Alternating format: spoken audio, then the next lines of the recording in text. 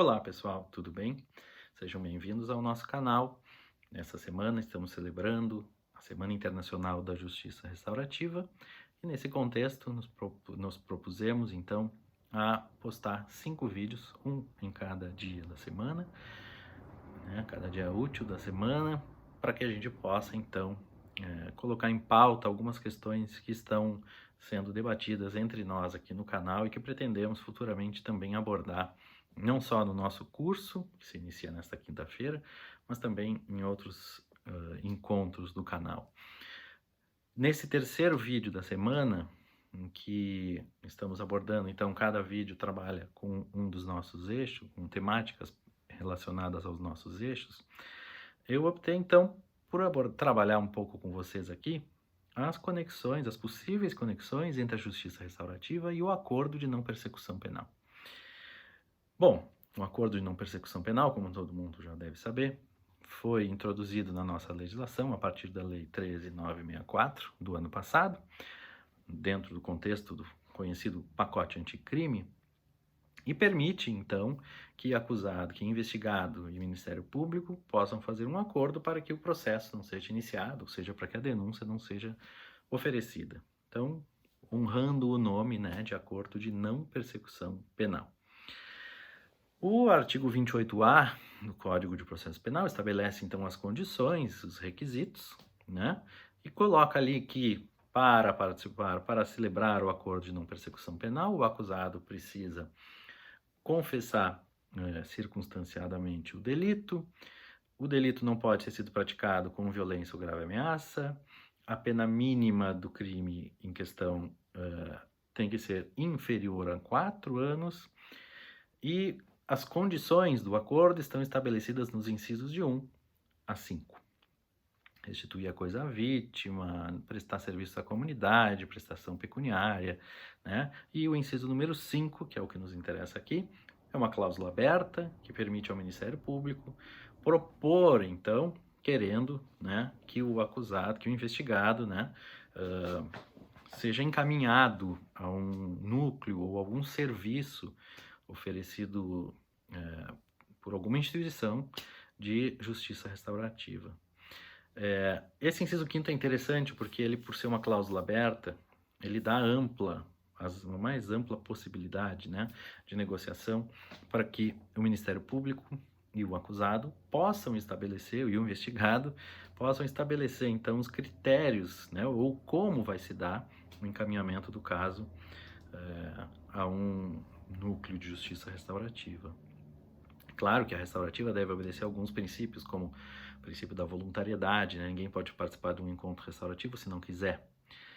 E também os encontros restaurativos, eles precisam ser, né, trabalhar dentro de um contexto em que, eventualmente, um acordo entre as partes envolvidas seja absolutamente proporcional ao que aconteceu, ao fato.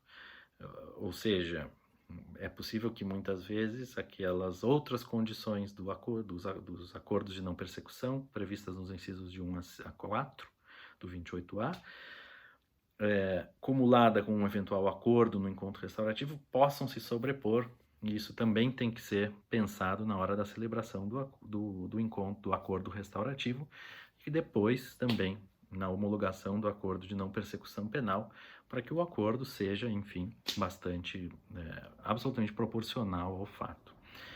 De qualquer forma, algumas questões precisam ser pensadas no momento de encaminhar o caso e de dar andamento no caso, né, em relação à justiça restaurativa.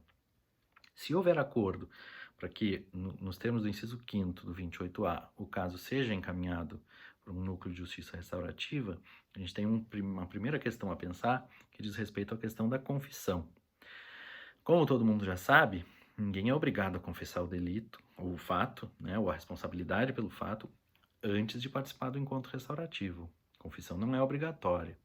O que se recomenda, e isso consta inclusive da nova edição do Manual de Programas Restaurativos da ONU, é que as partes concordem com os fatos substanciais, né, com os elementos centrais na descrição, sobre a descrição, a narrativa do episódio, da situação, do que aconteceu, né? Então as partes precisam concordar como os elementos centrais do fato. Não necessariamente uma pessoa, sobretudo investigada, precisa confessar.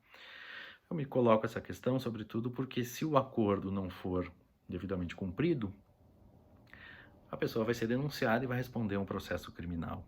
E essa confissão, que foi considerada válida lá no momento da celebração do acordo de não persecução, ela pode produzir algum efeito depois?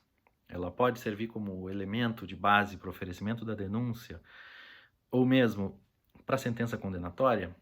Isso é uma questão bastante importante, né? Depois, o fato de confessar o delito também não coloca nenhuma obrigação para o investigado para que no encontro restaurativo propriamente dito, ele necessariamente assuma a responsabilidade sobre o que aconteceu, né?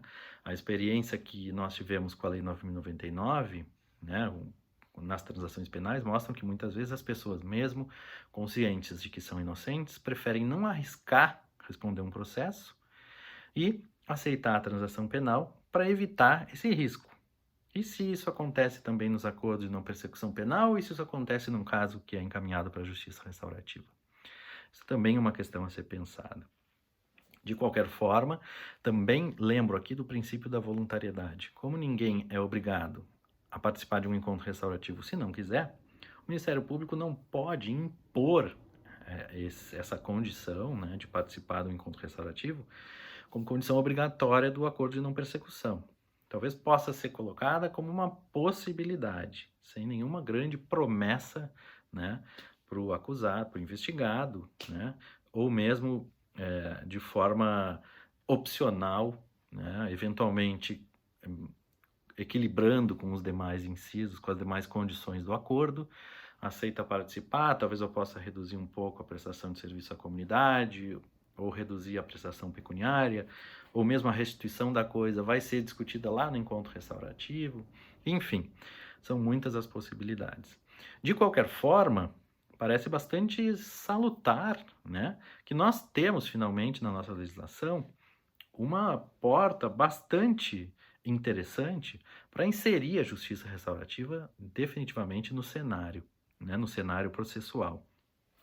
E digo isso porque, em que pese nós tenhamos já algumas possibilidades, né, legais, não há ainda uma regulamentação legal da justiça restaurativa, não há ainda uma ampla discussão sobre a sua forma de aplicação e, eventualmente, seus efeitos no processo penal, apesar de não haver nenhuma proibição também, né? Então, essa abertura que o inciso 5º do artigo 28A do CPP, do Código de Processo Penal, oferece, né, penso que ela pode ser bastante aproveitada. É claro que tanto para o Ministério Público quanto para o Poder Judiciário credenciarem ou acreditarem um núcleo ou um serviço de justiça restaurativa para que seja válido, para que seja legalmente aceito ou pelo menos processualmente aceito no âmbito do acordo de não persecução, é bastante prudente que essas instituições que oferecem esse tipo de serviço sejam públicas. Se for públicas, mais fácil, não precisa muita coisa, mas se forem iniciativas da sociedade civil, como por exemplo núcleos de prática jurídica de universidades ou serviços de assistência judiciária gratuita das universidades, ONGs, enfim, qualquer tipo de instituição da sociedade civil, se oferece abertura para encontros restaurativos, se tem toda a estrutura necessária, se são programas sérios, são projetos bem conduzidos,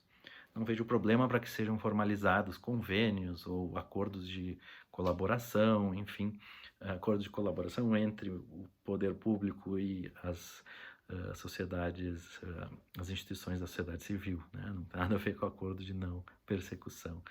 Então, essa abertura do inciso 5º do 28A, ela é bastante interessante, né? Ela abre uma porta que antes não existia, para que seja sugerido, então, nos casos, né, em que forem reputadas convenientes pelo Ministério Público e, obviamente, pelo investigado. O investigado também pode sugerir, né, no acordo, afinal de contas é um acordo, está tudo na mesa aberto para negociação, é o encaminhamento do caso para um encontro restaurativo, para um núcleo de justiça restaurativa.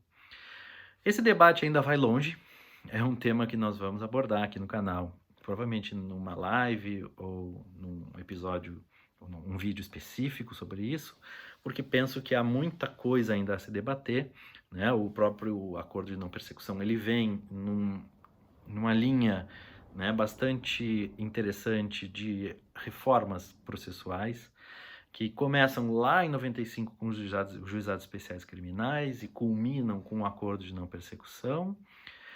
E isso ainda vai ter muito desdobramento.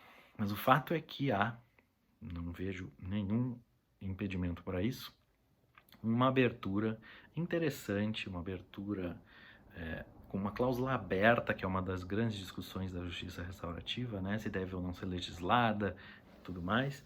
Mas é uma cláusula aberta interessante que permite, em casos específicos, que haja o encaminhamento de um caso por um serviço de justiça restaurativa. Vocês estão vendo que eu não estou apresentando nenhuma conclusão definitiva, nem nada muito mais detalhado, porque obviamente esse é para ser um vídeo mais ou menos curto, e ele já tem 11 minutos e meio. Então eu deixo aqui essa provocação, esse questionamento, e estou levantando esse debate aqui com vocês, porque é um debate que para mim é bastante importante, né? É bastante importante que a gente pense nessa possibilidade, que a gente fomente essa discussão, sobretudo para que a justiça restaurativa possa então encontrar um espaço, né, de inserção na nossa legislação processual, penal e processual brasileira. Então, se você ainda não se inscreveu no nosso canal, inscreva-se. Basta clicar aqui embaixo, acho que desse lado aqui, e participe das nossas lives, dos nossos encontros. Essa semana teremos agora, hoje mesmo, no final da tarde, uma live com Fernanda Fonseca Rosenblatt e Leonardo Sica, duas grandes referências no Brasil em justiça restaurativa. E amanhã, quinta-feira, e sexta-feira teremos também outros vídeos, né, em celebração dessa Semana Internacional da Justiça Restaurativa. Espero encontrar vocês muito em breve aqui no canal e que possamos seguir com esses nossos debates. Obrigado pela atenção e até o próximo encontro.